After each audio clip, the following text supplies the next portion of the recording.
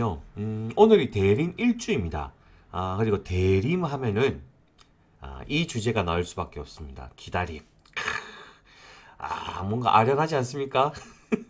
오늘은 이 기다림에 대해서 한번 이야기해 볼 건데, 천천히 따라와 주시면 좋을 것 같습니다. 오늘은 대림 시기의 첫 주입니다. 이 대림이 뭔 소린가? 이 한자입니다, 한자. 한자 나와 있는데, 대자는요, 대기하다, 기다리다 할 때 그 대자입니다. 대기 시간이 기네 할 때 쓰는 그 대자, 기다리다. 림자는 임하다, 오다라는 뜻의 한자죠. 그러니까는 대림은 오시는 것을 기다린다. 오시는 걸 기다리는 시기가 대림 시기입니다. 그리고 무엇을 기다리느냐?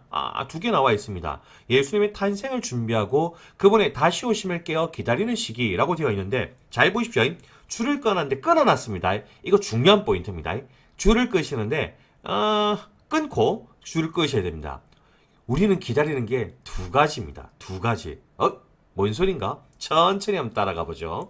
이스라엘 민족은요, 기다렸습니다. 기다렸습니다. 뭘 기다렸느냐? 위대한 왕을, 하나님의 아들을, 메시아를 기다렸습니다. 이걸 언제부터 기다렸는지는 명확하진 않은데, 하지만 두드러졌던 순간들이 있죠. 정말로 그 이스라엘 민족들이 불타오르면서 기다렸다 것들이 이제 드러났던 게 언제였느냐? 이스라엘 민족들이 만들었던 나라가 있었습니다. 유다 왕국. 유다 왕국이었다가 남과 북으로 갈라졌다가 북쪽이 먼저 가고 이제 남쪽도 망하는데, 그 남쪽의 왕국 이름이 유다였죠. 이 유다 왕국이 멸망합니다. 자신들이 일으켰던 그 나라가 망합니다. 그러니 사람들이 절망에 빠지고 포기하게 되고 실망하게 되고, 더 나아가선 하느님에 대해서 배신하는 사람들도 나오기 시작했죠. 이때 위대한 예언자들이 나와서 말합니다. 기다려라. 기다려라. 그날이 온다. 위대한 왕 메시아가 올 순간이 온다. 기다려라. 기다려라. 라고 얘기했죠. 그리고 모두가 아시다시피 2025년 전, 약 2025년 전 예수님이 태어나십니다. 이스라엘 민족들이 그 기다렸던 그 구세주가, 이스라엘 민족들을 이끌어갈 그 구세주가 나타나셨죠. 그리고 그 구세주는, 그 예수님은 사람들에게 사랑의 메시지, 사랑의 가르침을 통하면서 새로운 방향으로, 그 전까지는 칼 들고 막 이런 거 바랬단 말이죠, 사람들은. 그런데 예수님은 아니, 이게 하나님의 뜻이야. 하나님 바라는 건 여기에 있어. 라고 하면서 사랑의 메시지, 사랑의 가르침을 주십니다. 다르게 표현해 보면 예수님을 통해서 이스라엘 민족들은 드디어 하나님의 뜻이 무엇인지, 하나님의 마음이 어디에 있는지 드디어 알게 되었습니다. 그리고 새로운 관계로, 하나님과 새로운 관계로 들어가게 되죠. 관계? 무슨 관계? 적어놨습니다.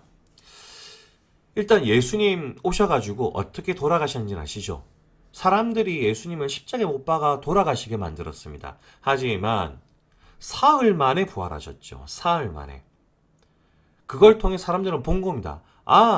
예수님처럼 죽을 때까지 사랑하면 부활할 수 있구나. 설령 세상이 저 사람을 죽이려 하더라도 죽을 때까지 사랑하면, 예수님처럼 하면 부활할 수 있구나라는 걸 알게 되었습니다. 그리고 생각한 거죠. 우리도 예수님처럼 살아가자. 그러면 우리는 부활할 수 있다. 하느님과 함께 천국에서 살 수 있는 존재가 될 수 있다. 새로운 관계에 들어간 거죠.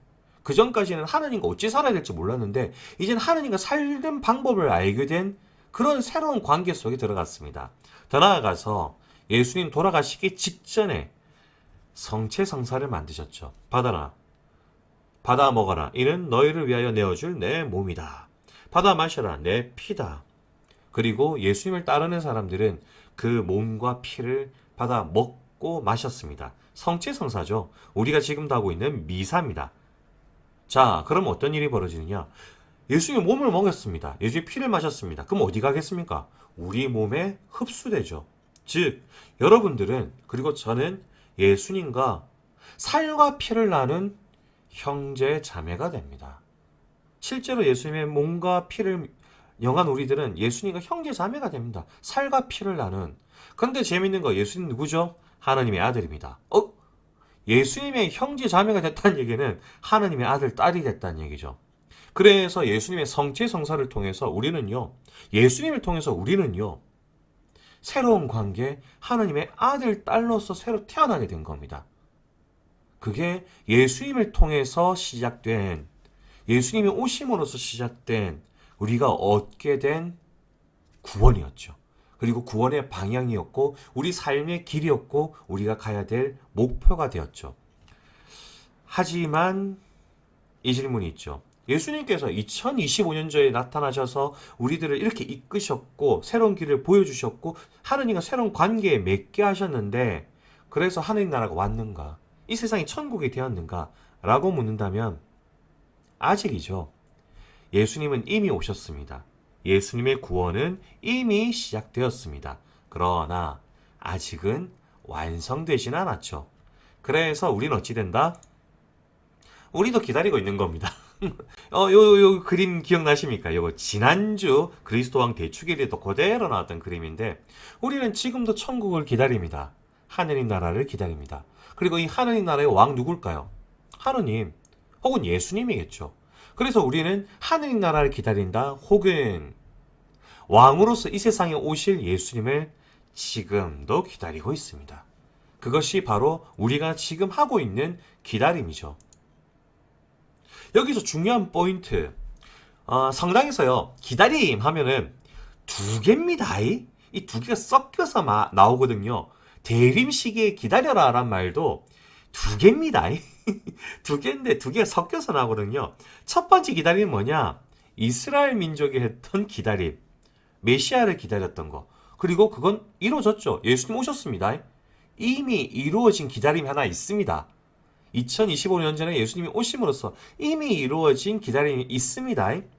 그리고 지금 우리가 기다리고 있는 게 있습니다.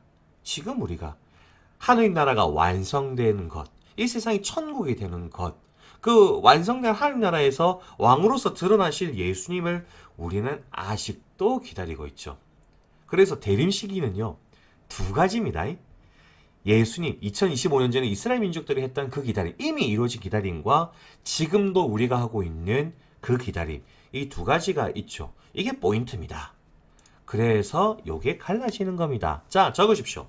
기다림은 두 가지가 있습니다. 첫 번째, 예수님의 탄생을 준비하는 기다림이 있습니다. 요 기다림은 뭐냐? 이스라엘 민족이 했던 기다림이고 이미 이루어진 기다림입니다. 그런데 우리 예수님 기다린다 하지 않습니까? 그건 뭐냐? 2025년 전에 예수님 태어나셨지 않습니까? 예수님 탄생 기념일 준비하는 겁니다. 예수님 생일 파티. 예수님 생일 파티를 우리는 준비하고 있죠. 우리의 행동과 겉모습은 이겁니다. 예수님 생일 파티 준비하는 게 우리의 겉모습이죠. 하지만 그 안에 담겨있는 우리의 마음은 또 다른 기다림을 향해 있습니다. 뭐냐? 그분의 다시 오심을 깨어 기다리는 시기. 우리의 기다림이죠. 아직 완성되지 않은 하느님 나라, 그리고 그 하느님 나라에서 왕으로 계실 그 예수님을 기다리는 것, 우리들의 기다림, 이 사실은 우리의 속 내용입니다. 그래서 요게 그겁니다. 별표 쳐져 있죠? 별표 치십시오. 그리고 적으십시오. 탄생 기념일을 준비하면서 예수님 생일을 준비하면서 마음에 품어야 하는 것, 우리가 마음에 품고 있어야 되는 것, 실은 바로 요건 겁니다. 그러니까 우리는 겉으로는 예수님 생일 파티, 12월 25일 날 예수님 생일 파티 준비합니다. 하지만 속에서는 언젠가 하나님 나라와 함께 오실 완성될 하나님 나라를 기다리면서 그 마음을 꿈꾸면서 우리 하나님 나라 들어가고 싶어, 거기 가고 싶어, 예수님 얼굴 보면서 같이 놀고 싶어 라는 마음을 품으면서 생일 파티를 준비하는 겁니다. 그게 우리 대림 시기의 모습이죠. 그래서 이 복음에도요, 오늘 복음도 이렇게 되어 있습니다. 하나님 나라가 완성될 것이다 라고 예수님께서 하시는 그 말씀들이 쭉 나와 있습니다. 그리고 그 복음 끝에 이렇게 나와 있죠. 그날은 언제 올지 모르기 때문에 늘 깨어 기도하라고 하십니다. 정확한 말씀은 이겁니다. 사람의 아들 앞에 설 수 있는 힘을 지니도록 늘 깨어 기도하여라. 사람의 아들, 예수님이죠. 예수님 앞에 설 수 있는 힘, 예수님과 같이 놀 수 있는, 예수님하고 같이 놀려면 예수님하고 놀만한 급이 좀 돼야 되잖아요. 그렇잖아요. 예수님하고 좀 친하게 지내려면 예수님 입장에서 야, 쟤는 좀 너무하다 싶은 정도는 아니어야 된단 말이죠. 그렇잖아요. 그런 어떤 사람이 될 수 있도록 늘 깨어 기도하여라 라고 오늘 복음에서 예수님께서 말씀하셨죠. 근데 이런 생각이 좀 됩니다. 늘 깨어 기도하는 그건 안 쉬운데. 압니다.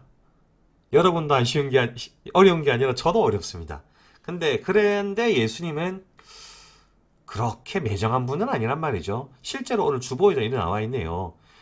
좀 부족해도 괜찮다라는 말씀이 오늘 주보에도 나와 있습니다. 여러분들 좀 부족해도 됩니다. 좀 부족해도 됩니다. 부족하지만 성실하게 여러분들이 할 수 있는 것들을 하시면 될 것 같습니다. 그리고 그렇게 예수님을 깨어 기다리면 늘 착한 마음을 지니고 친구와 사랑을 전하는 것들 좀 부족하지만 예수님을 깨어 기다리며 늘 착한 마음을 가지고 가족과 친구의 사랑을 전한다면 좀 부족하더라도 예수님께서 여러분들하고 하늘나라 오셨을 때 놀아주실 겁니다. 그리고 여러분들이 받으실 것들이 정말 클 겁니다. 그런 의미에서 오늘 말씀 실천에 이런 게 나와 있네요. 우리의 언어 습관에 대한 작은 부분까지 깨어있기를 실천해 볼까요? 그렇죠. 예수님이 오셨는데 말투부터 좀 못되면은 예수님 듣기에 그렇지 너는 그렇게 말하면 안 되지 라는 게 있을 거란 말이죠. 그러니 우리 행동도 중요하지만 말을 한번 생각해 보죠. 그러면서 나와 있습니다. 내가 기분이 좋을 때 주로 쓰는 말이 뭔가, 그리고 앞으로 어떻게 말해볼 것인가, 짜증나는 때 주로 내가 어떤 말을 쓰는가, 앞으로 어떻게 말해볼 것인가 묵상해보는 어떤 칸들이 나와 있네요. 한번 써보시고요. 한번 생각해봤으면 좋겠습니다. 그럼 친구들 한 주 동안 말도 깨어서 기다려보고요. 행동도 깨어서 기다려보면서 예수님의 생일 파티 열심히 준비해봤으면 좋겠습니다. 그럼 친구들 다음 주까지도 안녕!